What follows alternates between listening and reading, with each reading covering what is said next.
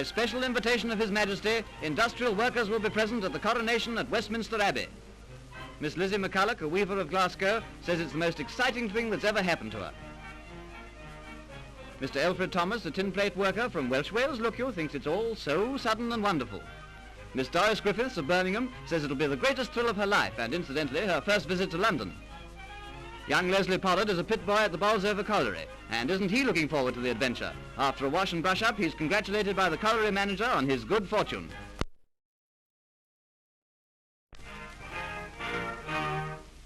At Wellington Barracks, the new uniforms to be worn at the coronation are given their first airing.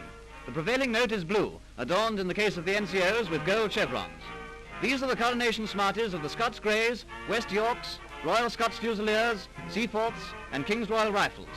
In their fine new trappings, approved by the King, the men look very smart, and even the Aussies are greatly impressed. After going ashore in heavy seas off the Chexton Rock, the English trader, minus her bows and towed stern first, leaves Dartmouth for Portland Harbour. Efforts to clear the ship are unsuccessful, so divers are employed to build a new bulkhead underwater, and expert shipwrights from Devonport Dockyard also lend a hand. By these means, 6/7 of the ship and practically the whole of the cargo of grain are saved, another tribute to the skill of the salvors. Disaster also overtakes the Italian steamer Luigi Akane, which went aground off the Isle of Wight. Bound from Bona to Rotterdam with a cargo of iron, she went ashore in a dense fog 3/4 of a mile west of St. Catherine's Lighthouse. The crew of 28 were taken off by the Yarmouth lifeboat, which went back to the ship to collect some of the crew's personal belongings. A final examination showed that the vessel was doomed and would soon become a total wreck. Another stirring drama of the sea is enacted when the Norwegian freighter Björkli founders during a heavy gale. These pictures were taken by a Pathy cameraman under great difficulties and at no small risk, and they record once again the splendid work of the Coast Guards. By means of a cargo net thrown over the side, the crew of 17 managed to scramble aboard the Coast Guard cutter, battling against huge waves which threatened to engulf them.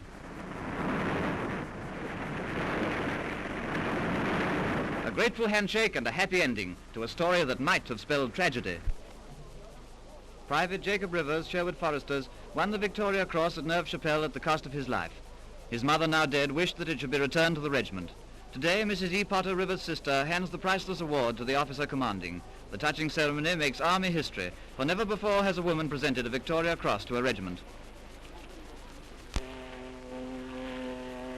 In the land of eternal sunshine, where bathing is possible almost all the year round, a speedboat regatta is a thrill that's only exceeded by the thrill of being able to afford a speedboat. Those who have never driven a speedboat can have little idea of the breathless excitement that's possible, as the slender craft streaks through the water like a flash of lightning in a hurry. There's no sport quite like it.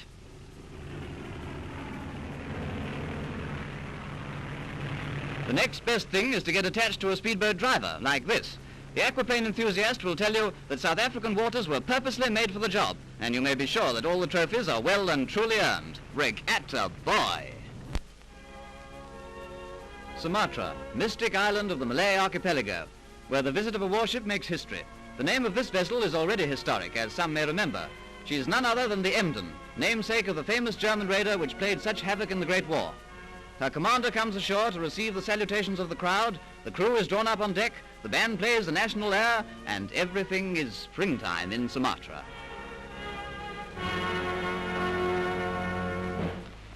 When Oxford and Cambridge boat race crews visit the French capital for the first time, President Lebrun watches them give a good account of themselves. Cambridge are matched with the Paris Seine 8, over a course of about a mile and 7 furlongs, and very soon after the start they take the lead. Pulling strongly and evenly, the light blues beat the Frenchmen by 6 lengths.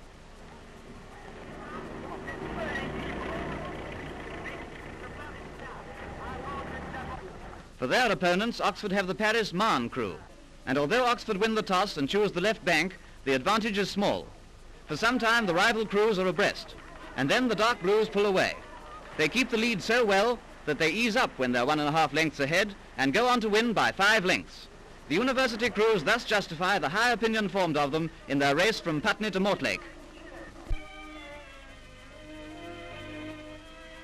Lofty-spired Christ Church at Cockfosters near Barnet sees the wedding, with the Bishop of Sheffield officiating, of Miss Dorothy Shaw, daughter of Mr. and Mrs. T. Shaw of Wellington, Shropshire, and Mr. Allen T. Barber, the Yorkshire cricketer and captain of the Yorkshire 11 in 1930. Mr. Barber is also an Oxford Blue for cricket, soccer and golf. Every happiness to the bride and bridegroom.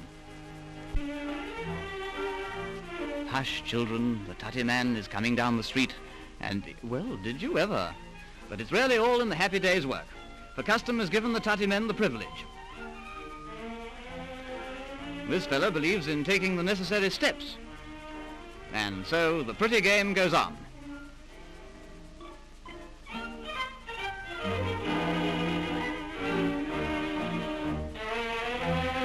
The picturesque and slightly damp ceremony dates from the time when tithe or Tati men walked through the town levying a penny toll.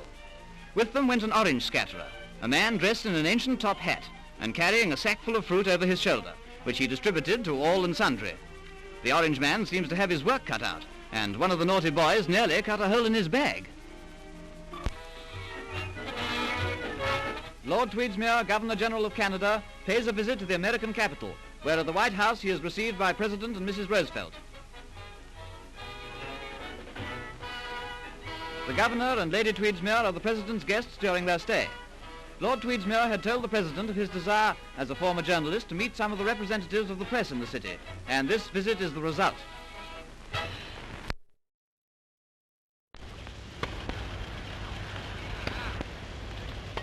Youth serves first at Madison Square Garden, as Fred Perry of England in white faces 44-year-old Big Bill Tilden in Farcourt in the first encounter between the world's leading tennis players.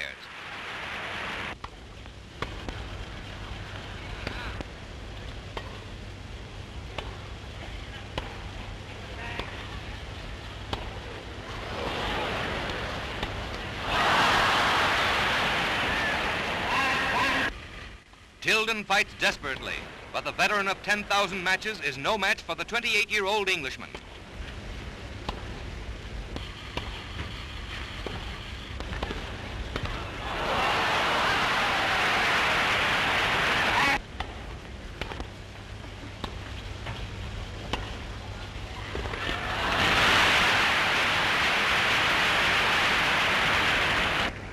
In the third set, the Old Master rallies and wins the set at 6-4.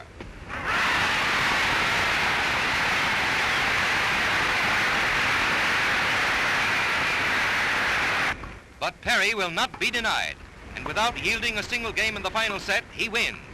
Youth will be served.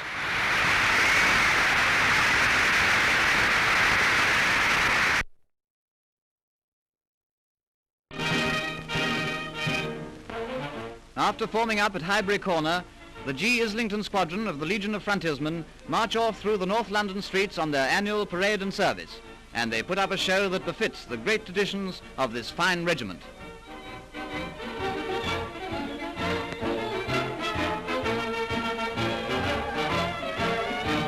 The service this year is held at St. Thomas's Church, Barnsbury.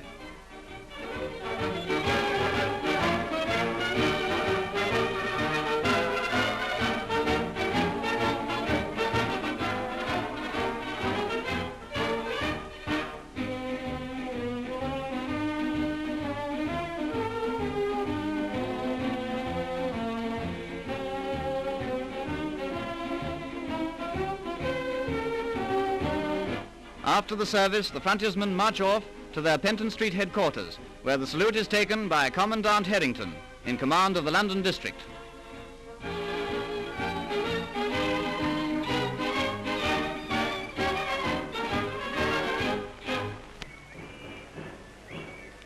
In Morocco, the cavalry is on parade in honor of the French resident governor, General No. The party is one of those full-dress affairs, attended by the social set.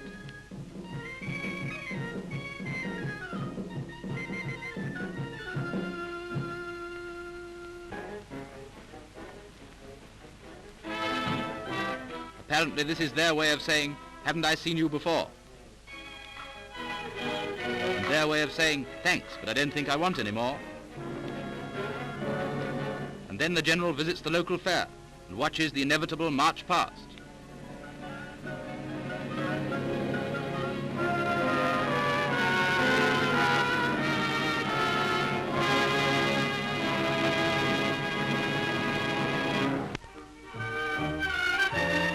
London, it's sending in day for the Royal Academy.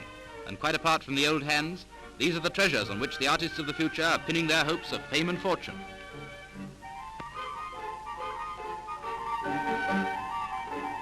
To hang or not to hang, that is the question. What do you think?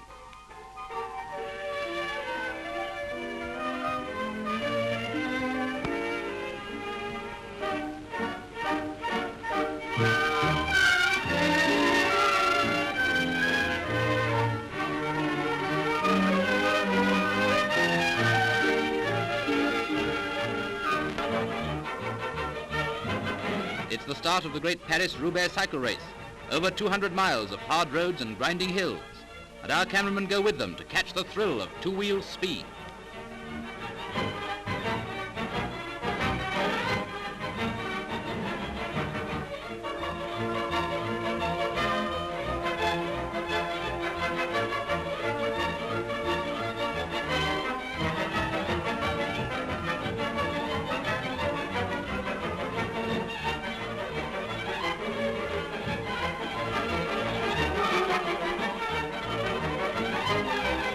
The winner is Italian Jules Rossi,